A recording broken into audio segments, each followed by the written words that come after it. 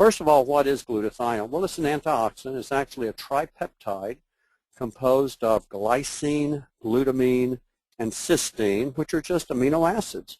And it's known as the master antioxidant. Now, the good news is that we all produce glutathione. You don't have to take a glutathione. In fact, glutathione, the supplement, is very poorly absorbed. And so again, the main way we get glutathione is through the foods that we eat, but you're going to find out at the end of the program some supplements that'll help. But the good news is we produce our own glutathione. The bad news is that there's many things that deplete our glutathione levels, like exposure to toxins and pollutants and even drugs and xenobiotics. Poor nutrition, the aging process really drains our glutathione. You'll see that in another slide. Chronic inflammation is like having a leak in your glutathione gas tank, as well as chronic inflammations or infections. Chronic infections like HIV. Most HIV patients and AIDS patients have very low glutathione levels, chronic hepatitis C, and I check the glutathione levels of these patients. They invariably have low glutathione, as well as chronic EBV, chronic degenerative diseases, and it could be chronic arthritis, it can be rheumatoid arthritis, it could be Alzheimer's, it could be Parkinson's like I talked about, it can be just chronic heart disease, chronic liver disease, chronic kidney disease.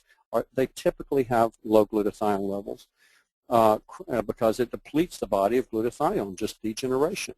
Pollution will deplete your glutathione levels. Lack of sleep will deplete glutathione, as well as stress, excessive stress, not coping with stress, traumas and major life events, divorces, lawsuits, all of this. It depletes your glutathione levels.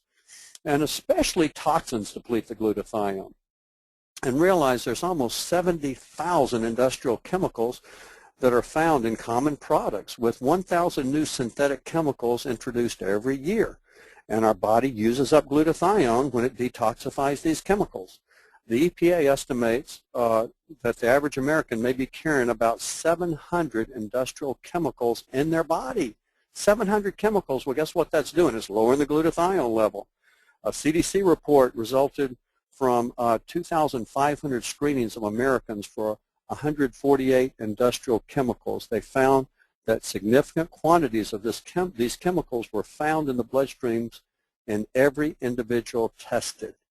Realize there's over 900 drugs that's been linked to liver damage and low glutathione levels as a result, including statin drugs. There's so many Americans on statins for high cholesterol, but the doctors don't realize it depletes glutathione. That's why a common thing we see as physicians is elevated liver functions.